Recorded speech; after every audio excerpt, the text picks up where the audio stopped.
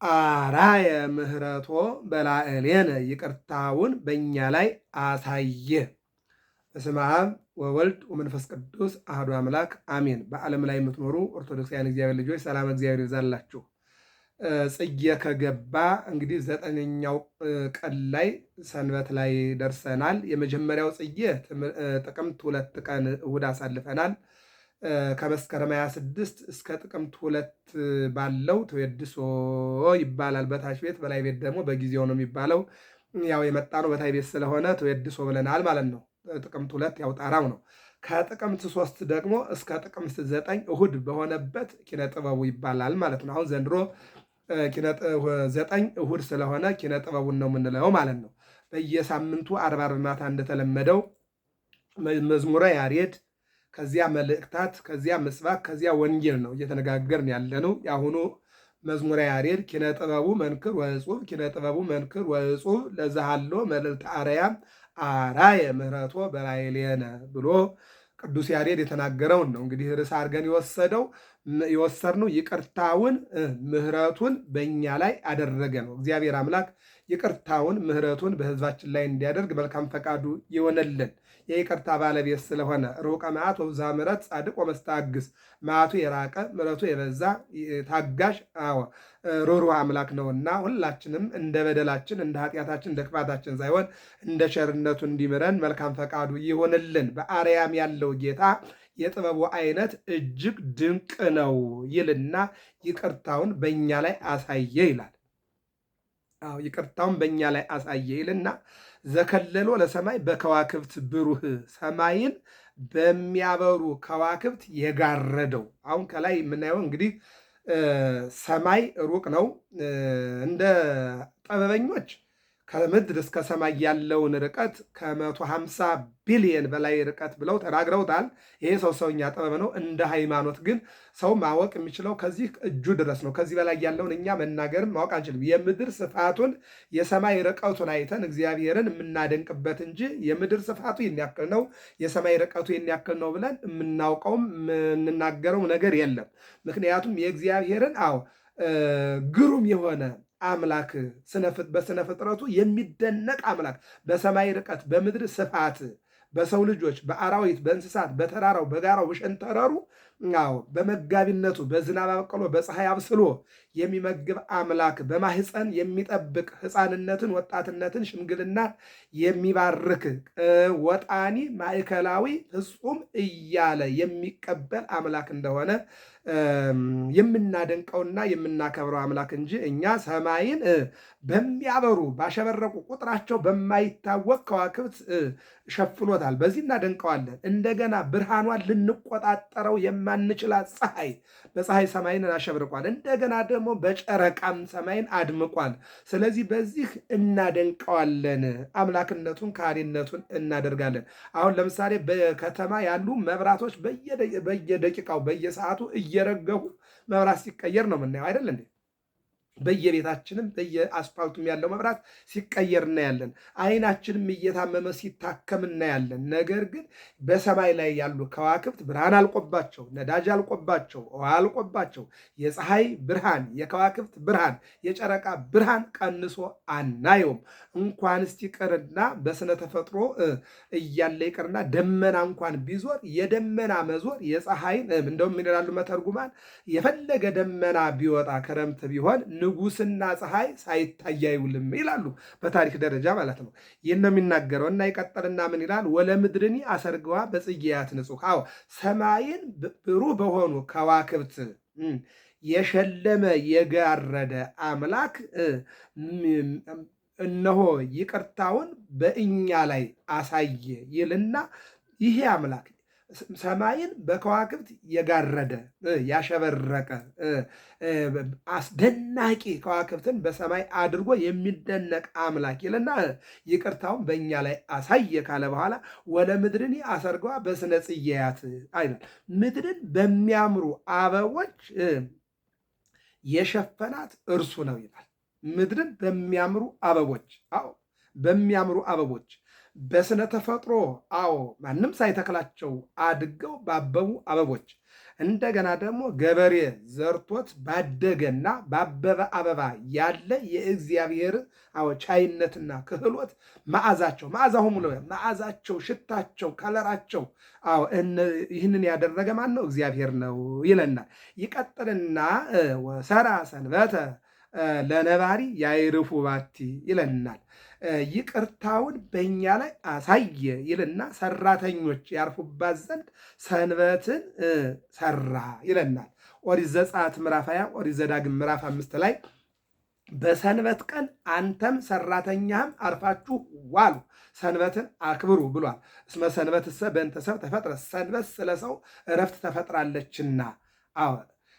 የሰንበት ጌታዋ እኔ ነኝ። ስለዚህ እረፉባት፣ የሞተ ቅበሩ፣ የታመመ ጠይቁ፣ የተጣላ አስታርቁ፣ የተራበ አብሉ፣ የታሰረውን ጠይቁት ብዬ ሰንበትን የእረፍተ ትኩንክሙ እረፍት እንድትሆናችሁ ሰጥቻችሁ ያለ እግዚአብሔር ይቅርታውን በእኛ ላይ አሳየ ይለናል። መዓዛሆሙ ለቅዱሳን ከመ ጽጌ ደንጎላት ዘውስተ ቈላት ይለናል። እንደውም ይህንን ምንድን የቅዱሳን መዓዛቸው በምድረ በዳ እንዳለ የሱፍ አበባ ተቀዳጅተው ነው ይላል። ተቀዳጅተው ነው። ምንድን ነው የሚለው? የቅዱሳን መዓዛቸው በምድረ በዳ እንዳለ የሱፍ አበባ ተቀዳጅተው ነው ይለናል። ቅዱሳን እነ ገብረ መንፈስ ቅዱስ፣ እነ ተክለ ሃይማኖት እና አቡነ ሀብተ እነዚህ ቅዱሳን የምንላቸው ማለት ነው። ምንድን ነው የሚለው? የቅዱሳን መዓዛቸው። አበባ ማለት መድኃኔዓለም ነው። አበባ ማለት ድንግል ማርያም ነው። አበባ ጽጌ የተባለ መድኃኔዓለም ነው። አበባ የተባለ መድኃኔዓለም መዓዛቸው ማለት ነው ከክርስቶስ ነው፣ ከመድኃኔዓለም ነው ማለት ነው። ይቀጥልና ቀንሞስ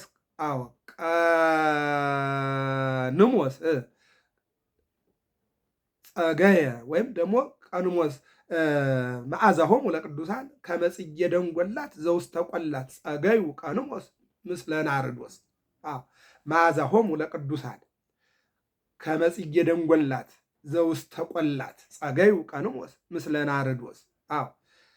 የቅዱሳን መዓዛቸው በምድረ በዳ እንዳለ የሱፍ አበባ ተቀዳጅተው ነው። ቀንሞስ ከናርዶስ ጋር አበበ ይለናል።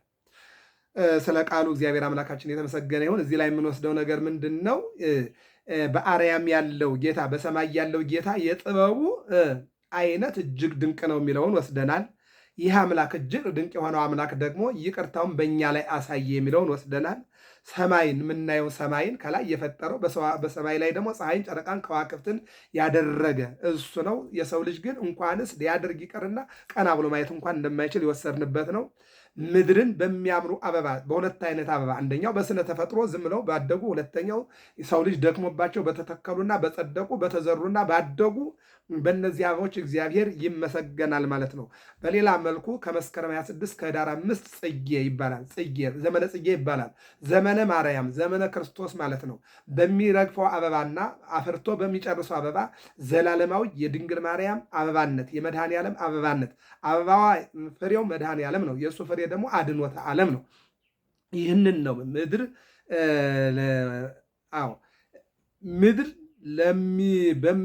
ምድርን በሚያምሩ አበቦች የሸለመና ያስተካከለ ያሸበረቀ እርሱ ነው ይልና ሰራተኞች ያርፉባት ዘንድ ሰንበትን የሰራ እሱ ነው። ይመስደናል። አሁን ሰንበት እኛ በፈቃዳችን ሳይሆን እግዚአብሔር እንድናርፍበት ይሰጠን ነው ማለት ነው። ከዚያ ቀጥሎ የቅዱሳን መዓዛቸው አለና ቅዱሳን መዓዛቸው ከእግዚአብሔር የምድረ በዳ አበቦች በእግዚአብሔር እንዳበቡና እንዳደጉና እንደሚያፈሩ የቅዱሳን አበባቸውም ፍሬያቸውም በእግዚአብሔር የተሰጠ ነው የሚለውን ነው የሚተረጉመው። ከዚያ ቀጥሎ እንግዲህ ወደ እንትኑ ነው የምንሄደው፣ ወደ መልእክታቱ ነው የምንሄደው። ከመልእክታቱ በፊት ግን እግዚአብሔር የይቅርታ አምላክ መሆኑን የሚያሳዩ አንድ ሁለት ጥቅሶች እንውሰድ። የሉቃስ ወንጌል ምዕራፍ 23 ቁጥር 34 ላይ በማወቅም ባለማወቅም ያደረጉትን ይቅር በላቸው። ይቅርታውን በእኛ ላይ ያሳየ አይደል ያለው ቅዱስ ያሬድ። በወንጌሉ ደግሞ ምን አለ? ሉቃስ ወንጌላዊ ምን አለ?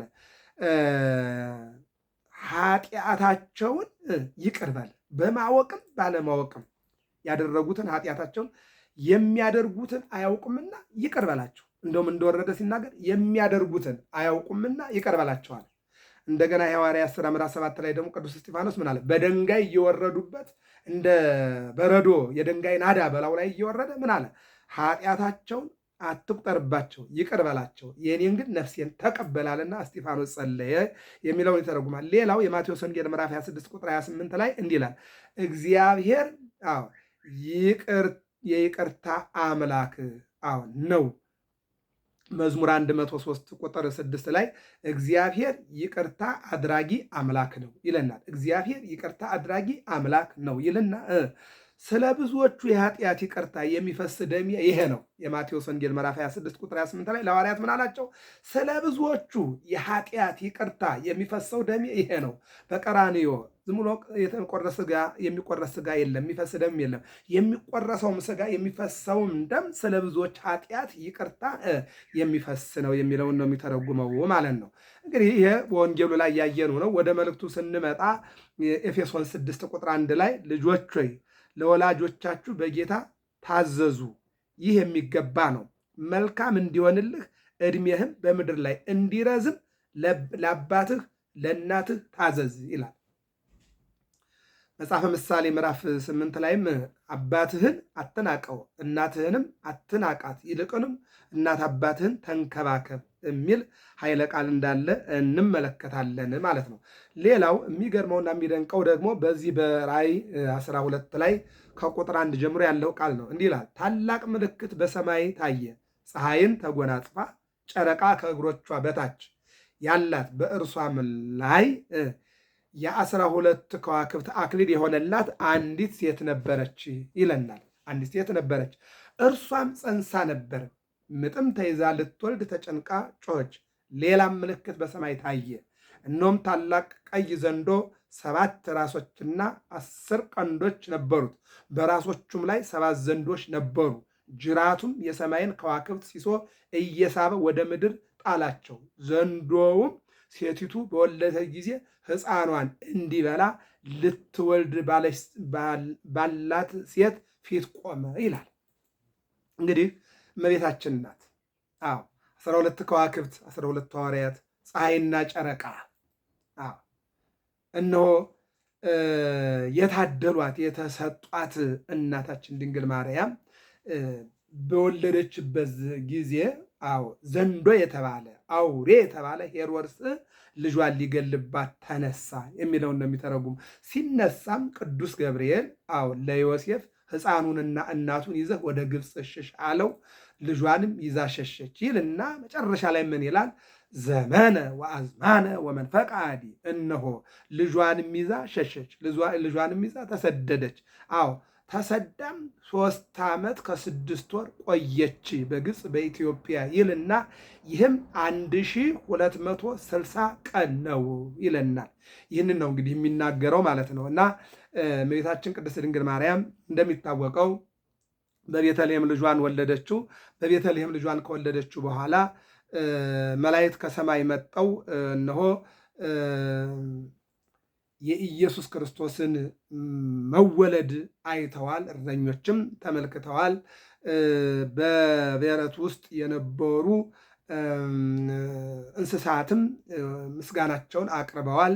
ከዚህ በኋላ እንግዲህ ልጇን እያጠባች ባለችበት ጊዜ 70 ሰገል ትንቢት የተነገረላቸው ዕጣን ለክህነቱ፣ ወርቅ ለመንግስቱ፣ ከርቤ ለሞቱ ይዘው ሲመጡ ሄሮድስ አያቸው። ወዴት ትሄዳላችሁ ሲላቸው አምላክ መወለዱን ነገሩት። እሱም ደግሞ ሰግዳችሁ ስጦታችሁን ሰጣችሁ ስትመለሱ እኔ ሄጄ ሰግድለታለሁ ስጦታም እሰጠዋለሁ አላቸው። እነሱ ደርሰው ሰግደው ስጦታቸውን ሰጠው በሌላ መንገድ እንዲመለሱ መልአኩ ነግሯቸው ሲመለሱ ሄሮድስ ሲጠብቃቸው ቆየና አልመጣ ቢሉ የራሱን ጥበበኞችና ምሁራን ጸሐፊዎች ጠርቶ እንዲህ አይነት እንግዶች መጣው ነበረ፣ አምላክ ተወልዷል፣ የተወለደው የአይሁድ ንጉሥ እያሉ እየተናገሩ መጡ። ግራ ገብቶኛል፣ መወለዱን ሰምታችኋል ወይ ታውቃላችሁ ብሎ ቢጠይቃቸው አዎ ትንቢት ተነግሯል፣ ሱባዔ ተቆጥሯልና ሕፃኑ ከተወለደ 2 ዓመት 1 ዓመት ወይም 6 ወር ቢሆነው ነው ብለው ሲያቀርቡለት ምን እናድርግ ብሎ ቢጠይቃቸው ከ2 ዓመት ወዲህ የተወለዱ ሕፃናትን ሰብስቦ መግደል ነው አሉና ክፉ መካሪ ክፉ ነውና የሚመክረው ድንኳን ደቆኖ አንዱ መመዝገቢያ አንዱ መግደያ አደረገና እርዳታ እሰጣለሁ ብሎ አዋጅ ያሳወጀ። ያላቸው ልጃቸውን ይዘው የሌላቸው ደግሞ ድሃዎች ደግሞ ልጅ ተዋሱ እየተበደሩ ማለት ነው። እንግዲህ መቼም ሰው ብር ይበደራል ይበደራል እንጂ ልጅ አይበደርም። ግን ልጅ ከሰው እየተቀበሉ እየሄዱ እህል ወይም ዘይት ወይም ልብስ እናገኛለን ብለው ሲያስቡ በአንዱ ድንኳን ይመዘግባል። በሁለተኛው ድንኳን ደግሞ ሕፃናቱን የሚገርመው ነገር 12,000 ሕፃናትን በይሆናል ማለት ነው። ከዚህ ውስጥ ጌታ አለ፣ ከዚህ ውስጥ ኢየሱስ አለ በማለት በይሆናል ብዙ ሕፃናት አልቀዋል። በእውነት ትልቅ ሰቆቃ ነው። ከዚህ ውስጥ ማን አለ ተብሎ ነው? ኢየሱስ ክርስቶስ አለ ተብሎ ነው። እሱ ደግሞ እዚያ ውስጥ የለም። ምክንያቱም ሕፃኑን እንደሚፈልገው ቅዱስ ገብርኤል ሲያውቅ ለዮሴፍ ይዞ እንዲሸሽና እንዲሰደድ ከእናቱ ጋር ሕፃኑን ይዞ እንዲሾህ እንተንስ ንሳ ሕፃን እሞ ወጉዕ ብሔረ ግብፅ፣ ተነስና እናቱንና ሕፃኑን ይዘሽህ ብሎ ነግሮት ሸሽቷል። አሁን እዚያ ማን የለም? ሕፃኑ የለም። ነገር ግን በኢየሱስ ክርስቶስ ምክንያት ቅድም የተናገርናቸው ቁጥር ሕፃናት አለቁ። አዎ አለቁ። ተዘከር እግዚኦ ከመሬትንና አቤቱ እኛ አፈር እንደሆን አስብ ይላል። ይሄ መዝሙረኛው ልበ አምላክ ዳዊት ነው። መዝሙረ ያሬድን አይተናል። መልእክታቱን ተመልክተናል። እንግዲህ ሕፃኑና እናቱን ዮሴፍ ይዞ እንደሸሸ ዮሴፍ ደግሞ ይዞ ሲሸሽ ደግሞ ሄሮድስ ቢከተልም እንዳላገኛቸው 3 ዓመት ከ6 ወር እንደተሰደዱ ይሄ ደግሞ በቀን ሲታይ ደግሞ 1260 ቀን እንደሆነ የስደት ዘመናቸው ተፈጽሞ ሄሮድስ አሳዳጁ እገላለሁ ያለው ሙቶ ሕፃኑን ይዛ ተመልሳ በናዝሬት እንዳደገ ያው ይተረጉማል። ቀጥሎ ያለው ደግሞ ምስባክ ነው። ተዘከር እግዚኦ ከመሬትንና አቤቱ ጌታ ሆይ አቤቱ እኛ አፈር እንደሆን አስብ። ኦሪት ዘፍጥረት ምዕራፍ 2 ቁጥር 7 ላይ እግዚአብሔር አንድ ጭብጥ አፈር አነሳና እሳት፣ ውሃ፣ ነፋስ፣ መሬት ሸክላ አደረገው። ወነፋ ላይ ሊሆን መንፈስ ሕይወት የሕይወት እስትንፋስ ዘራበት። ነባቢት የምትናገርበት ለባዊት ልብ የምታደርግ ሕያዊት ዘላለማዊት ይህንን እፍ ሲልበት ሰው ሆነ ሸክላው ይለናል። ስለዚህ አቤቱ አፈር እንደሆን አስብ ይላል። አዳም መሬት አንተ ትገብ ውስተ መሬት፣ አዳም ሆይ መሬት ነህና አንድም ከመሬት ተገኝተሃልና ወደ መሬት ትመለሳለህ። ሰው መነሻው አፈር ነው፣ መድረሻውም አፈር ነው ማለት ነው። ይቺ ዓለም በልቅሶ ተጀምራ በልቅሶ የምትጠናቀቅ፣ በገንፎ ተጀምራ በንፍሮ የምትጠናቀቅ ዓለም እንደሆነች የሰው ልጅ ወይ አስብ ይለናል። ሰውስ ዘመኑ እንደ ሳር ነው፣ እንደ ዱር አበባ እንዲሁ ያብባል ይረግፋል። ተዘከር እግዚኦ ከመሬት እንና ሰብሰ ከመሳይር መዋይሊሁ ወከመጽጌ ገዳም ከማሁ ይፈርኒ። አዎ ኢሳይያስም ተናግሯል። የሰው ሕይወቱ እንደ ቅጠል ነው ይረግፋል። የሰው ሕይወቱ እንደ ጤዛ ነው። ጤዛ ስትሄድ ታገኘዋለህ፣ ስትመለስ ግን ደርቆ ታገኘዋለህ። የሰው ሕይወት አለ ስትለው የለም፣ ይኖራል ስትለው አይኖርም፣ ሕያው ነው ስትለው ይሞታል። ስለዚህ ጽጌያት ያድጋሉ፣ ያብባሉ፣ ያፈራሉ፣ ይረግፋሉ።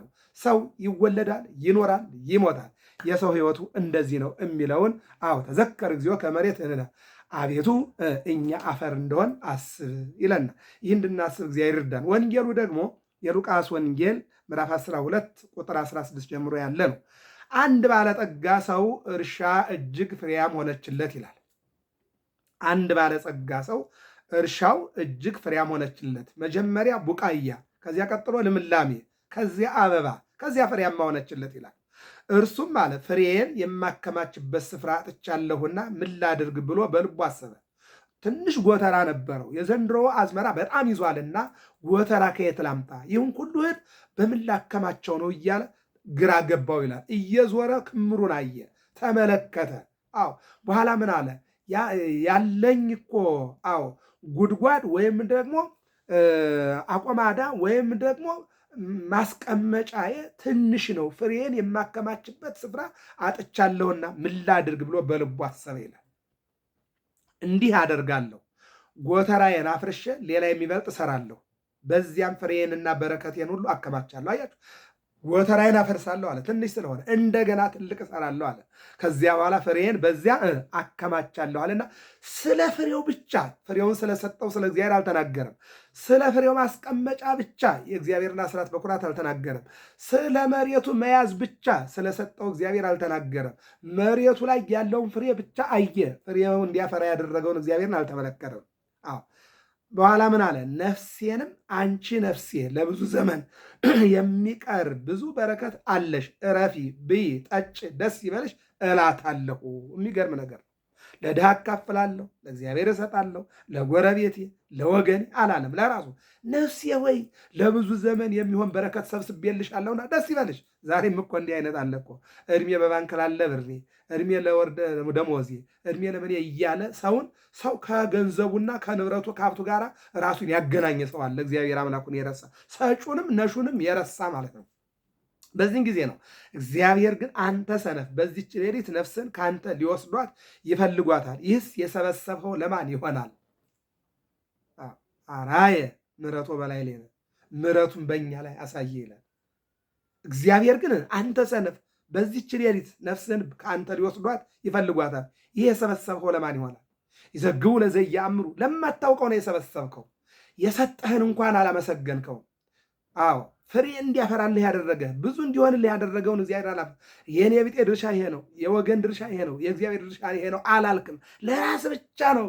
አዎ በልተህ ጠጥተህ ሞት ከሞት ጋር ነው ቀጠሮ የያዝከው። ዛሬም እንዲህ አይነት ብዙ ሰው አለ። ከሞት ጋራ ከድር ጋራ ከባልትና ጋራ ቀጠሮ የያዘ የማያካፍል ለሰው የማያዝን ለሰው በስልጣን ላይ ስልጣኑ መመኪያ የሆነ በሀብቶ ላይ ሀብቶ መመኪያ የሆነ ጉልበቱ በጉልበቱ የሚመካ በአንደበቱ የሚመካ ነገር ግን እግዚአብሔርን የረሳ ብዙ ነው ዛሬ። አዎ ሀብትና ስልጣን ጉልበትና አንደበት እግዚአብሔርን ሊያስረሳ አይገባውም። ይህ ነው የሚናገረው።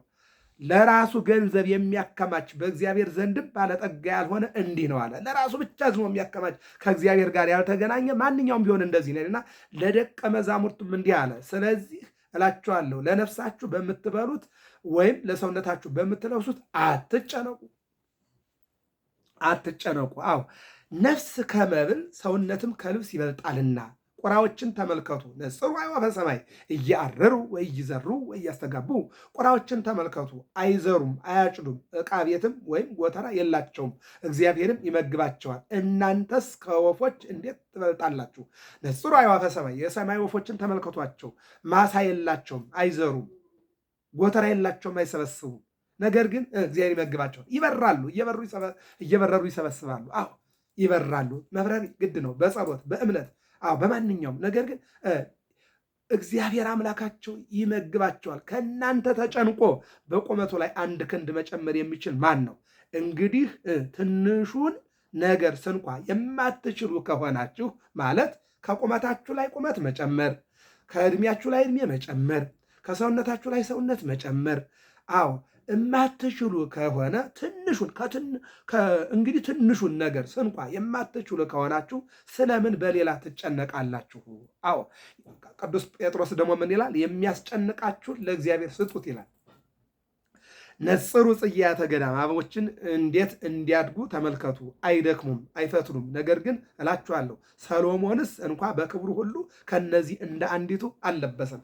በነገራችን ላይ ሰሎሞን 600 ሸማኔ የነበረው 600 ሸማኔዎች ብዙ ጋቢ ይሰሩለታል እና ምን አለ ሰሎሞን በብዙ ሸማኔ የተሰራው ጋቢ እንደ አንዷ አበባ መዓዛ የለውም ማለት ሽታ የለውም ማለት ይልቁንም አለ እነሆ አበባው ከዚያ ከራሱ ከዛፉ መንጭቶ ከውስጡ የሚወጣ ነው፣ ራሱን በራሱ የሚመጣ ነው አለ።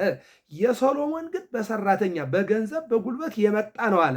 አበቦች ከሰውነታቸው በስነ ተፈጥሮ የሚያመጡት አበባ ሽታው መዓዛው ይጣፍጣል፣ ያምራል ውበቱ። የሰሎሞን ግን በሀብት በጉልበት በገንዘብ የመጣው ግን እንደ አንዷ ቅጠል እንኳን አበባ አይሆንም አለ። እንግዲህ ቅጠል ማን ነው? ጽጌ የተባለች ድንግል ማርያም ናት። አበባ የተባለች ድንግል ማርያም ናት። ድንግል ማርያም አበባዋ ጽጌዋ ከማን ነው? ከወለደችው ከመድኃኔዓለም። አበቦች ከራሳቸው ውስጥ ወጦ ከቅጠሉ ወጦ አበባ መዓዛ እንደሚሆናቸውና ሽታ እንደሚሆናቸው አበባቸው ልዩ ስጦታ እንደሆነላቸው ድንግል ማርያምም ከፈጣሪዋ ከልጇ ከመድኃኔዓለም ያገኘችው ጸጋ፣ መዓዛ፣ ድንግልና፣ ንጽሕና ይህንን ነው። አበቦች ከራሳቸው አውጥተው አበባ ለበሱ ይለናል። መጀመሪያ ምንድነው? ቡቃያ፣ ከዚያ ቀጥሎ ልምላሜ፣ ከዚያ ቀጥሎ አበባ፣ ከዚያ ፍሬ ነው። አሁን አበባው የመጣ ከየት ነው? ከቅጠሉ ነው የመጣው ማለት ነው። ድንግል ማርያምስ አበባ ከየት ነው? ከመድኃኔዓለም የመጣ ነው ማለት ነው። አዎ አበባ ምንድን ነው? በድንግልና ጸንሳ በድንግልና መውለዷ ነው ማለት ነው። የመድኃኔዓለም ደግሞ የባህሪው ነው። በድንግልና ተጸንሶ በድንግልና መወለዱ ነው ማለት ነው። ይህን ነው የሚተረጉመው ማለት ነው። እግዚአብሔር ግን ዛሬ ያለውን ነገም ወደ እቶን የሚጣለውን በሜዳ የሆነውን ሳር እንዲህ የሚያለብሰው ከሆነ እናንተ እምነት የጎደላችሁ እናንተ ልማ ይልቁን እንዴት! አዎ እናንተም የምትበሉትን የምትጠጡትንም አትፈልጉ፣ አታወላውሉም። እናንተም የምትበሉትን የምትጠጡትንም አትፈልጉ አታወላውሉም። ይህንስ ሁሉ በዓለም ያሉ ሕዝብ ይፈልጉታልና የእናንተም አባት ይህ እንዲያስፈልጋችሁ ያውቃል። ዳሩ ግን መንግሥቱን ፈልጉ፣ ይህ ሁሉ ይጨመርላችኋል። አንትሙሰ ህሱ መንግሥቶ ወጽድቆ ወዝንቱ ኩሉ ይትስተካከሙ። እናንተ ግን መንግሥቱንና ጽድቁን ፈልጉ። ልብስ ከሆነ ይሰጣችኋል፣ ምግብ ከሆነ ይሰጣችኋል፣ ስልጣን ከሆነ ይሰጣችኋል፣ ዕድሜ ከሆነ ይቀጠልላችኋል። ፍቅር፣ ይቅርታ፣ አዎ ንስሐን ገንዘብ አድርጉ። መንግሥቱን ፈልጉ ማለት ምንድን ነው? በይቅርታ በፍቅር በሰላም በመቻቻል በመግባባት ኑሩ። አራየ ምሕረቶ በላዕሌነ ይቅርታውን በእኛ ላይ አሳየ። ይቅርታውን በእኛ ላይ ያሳየ አምላክ ለሀገራችን ለኢትዮጵያ አዎ ይቅርታ ያደርግልን። ህዝባችን እርስ በርሱ ይቅርታ ተባብሎ መገዳደል፣ መጨካከን፣ አንዱ አንዱን ማሳደድ፣ አንዱ አንዱን መግደል፣ አንዱ በአንዱ ላይ መጨከን ተወግዶ ሁላችንም የይቅርታ ባለቤት እንድንሆን የእግዚአብሔር አምላካችን መልካም ፈቃዱ ይሆንልን። አራየ ምሕረቶ በላዕሌነ ምሕረቱን ይቅርታውን በእኛ ላይ አሳየ። ምሕረቱን ይቅርታውን በእኛ ላይ ያሳየ አምላክ ክብርና ምስጋና አምልኮትና ውዳሴ ለስሙ ይሁን። ሁለተኛው ጽጌ ጥቅምት 9 ቀን መዝሙረ ቅዱስ ያሬድ እሁድ ጧት የሚቀርብ ቃለ እግዚአብሔር ይህ ነው። ሊቃውንቱ ከሌሊቱ ጀምረው መዝሙሩን ይላሉ። መልእክታቱና ወንጌሉ ምስባኩ በቅዳሴ የሚቀርበው ነው።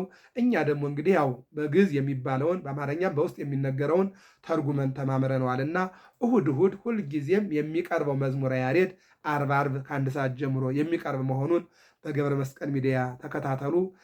ሰብስክራይብ፣ ላይክ፣ ሼር አድርጉ። ሰላም እግዚአብሔር ከሁላችን ጋር ይሁን። ስብሐት ለእግዚአብሔር ኪያነ ዘፈጠረ ከመ ናምልኮ ስብሐት ለማርያም እመ አምላክ እግዝእትነ ወመድኃኒትነ ስብሐት ለመስቀለ ክርስቶስ ዕፀ መድኃኒት ኃይልነ ወጽዋንነ። አነሳስቶ ላስጀመረን አስጀምሮም ላስፈጸመም ለአምላካችን ክብር ምስጋና ይድረሰው። ወስብሐት ለእግዚአብሔር።